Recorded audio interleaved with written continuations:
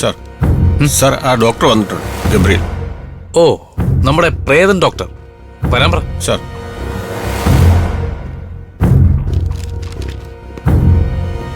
വരൂ.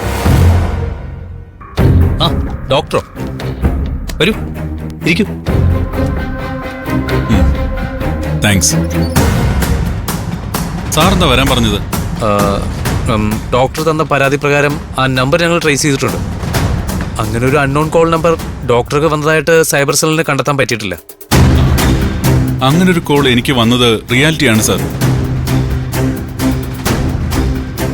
ഒരു വ്യക്തി ആ കോളിൽ എന്നോട് സംസാരിച്ചിട്ടുണ്ട്.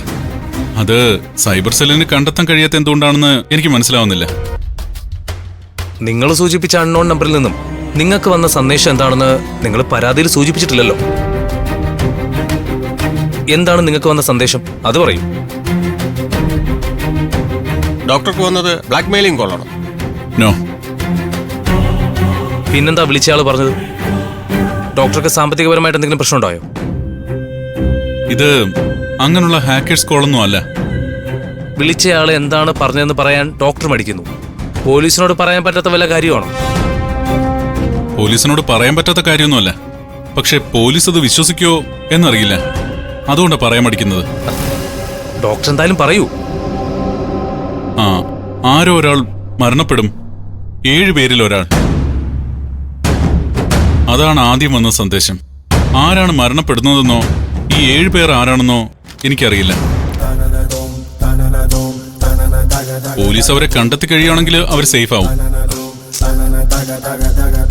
ഡോക്ടർ, നിങ്ങളുടെ കോൾ റെക്കോർഡിൽ നിങ്ങൾ പറയുന്നത് പോലെ ഒരാളിന്റെ വോയിസ് ഒന്നും റെക്കോർഡ് ആയിട്ടില്ല. അതാണ് സാർ ആ കോളിന്റെ പ്രത്യേകത.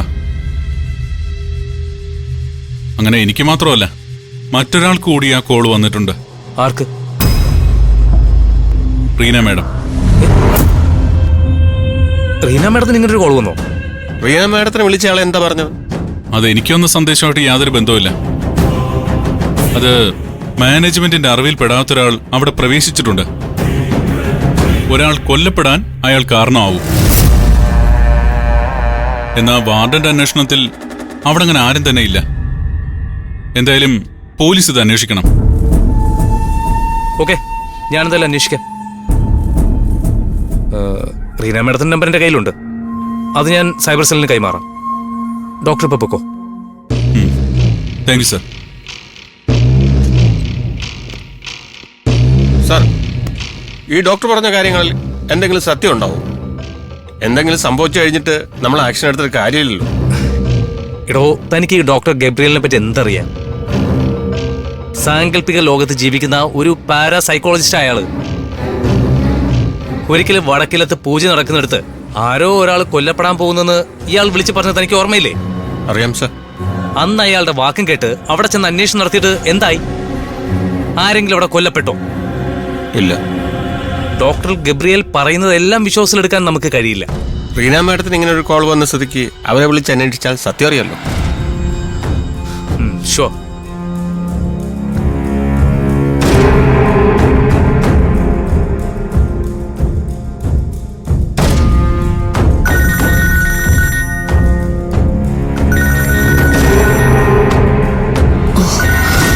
ACP ആണല്ലോ. മാഡം, ഏതെങ്കിലും അൺനോൺ നമ്പറിൽ നിന്ന് നിങ്ങൾക്കൊരു ഭീഷണി സന്ദേശം വന്നിരുന്നോ? അങ്ങനൊരു കോള് വന്നിരുന്നു. പക്ഷേ ഭീഷണി സന്ദേശം ആയിരുന്നില്ല. അതൊരു ഇൻഫർമേഷൻ കോളായിരുന്നു. അല്ല, ഈ കാര്യം സാർ എങ്ങനെ അറിഞ്ഞു? എന്നോട് ഡോക്ടർ ഗബ്രിയേൽ പറഞ്ഞിട്ടാ ഞാൻ അറിഞ്ഞത്. വിളിച്ചതാരെന്നറിയില്ല. ഒരു പുരുഷ ശബ്ദമായിരുന്നു. ട്രൂ കോളർ സെർച്ച് ചെയ്തിട്ട് നമ്പർ കണ്ടെത്താനായില്ല. വിളിച്ചയാൾ എന്താ പറഞ്ഞത്? ഞാനറിയാത്ത ആരോ ഇവിടെ താമസിക്കുന്നുണ്ടെന്നാ പറഞ്ഞത്. പിന്നീട് പറഞ്ഞ കാര്യം വിശ്വസിക്കാൻ തോന്നിയില്ല. പിന്നീട് എന്താ പറഞ്ഞത്? ഒളിച്ചു കയറിയ ആള് ഇവിടെ ഒരാളിന്റെ കൊലയാളിയാകും എന്നാണ് അറിയിച്ചത്. അല്ല, ഏതെങ്കിലും പെൺകുട്ടികൾ കള്ളപ്പേരിൽ അവിടെ അഡ്മിഷൻ എടുത്തിട്ടുണ്ടോ? ഇവിടെ താമസിക്കുന്ന ഓരോ കുട്ടികളുടെയും വിശദ വിവരങ്ങൾ എന്റെ കമ്പ്യൂട്ടറിലുണ്ട്. അവരാരും അല്ലാതെ മറ്റാരും തന്നെ ഇപ്പൊ ഈ ഹോസ്റ്റലിൽ താമസിക്കുന്നുമില്ല. ഈ കാര്യത്തില് മാഡം കോൺഫിഡന്റ് ആണോ? ആ കോൾ വന്നതിന് ശേഷം ഞാൻ വിശദമായി പരിശോധന നടത്തിയിരുന്നു. എന്റെ അറിവിൽപ്പെടാത്ത ആരും തന്നെ ഈ ഹോസ്റ്റലിലില്ല. ഇങ്ങനൊരു മർഡർ ഇൻഫർമേഷൻ കോൾ വന്നിട്ട് മാഡം എന്താ പോലീസിനെ അറിയിക്കാത്തത്? സർ, ഇതിന് പിന്നിൽ പുറത്തുനിന്ന് ആരെങ്കിലും ആണെന്ന് എനിക്ക് തോന്നിയില്ല. മാഡത്തിന്റെ നമ്പർ ഞാനൊന്ന് സൈബർ സെല്ലിന് കൊടുത്തോട്ടെ. സൈബർ സെല്ലിൽ കൊടുത്തോളൂ സർ.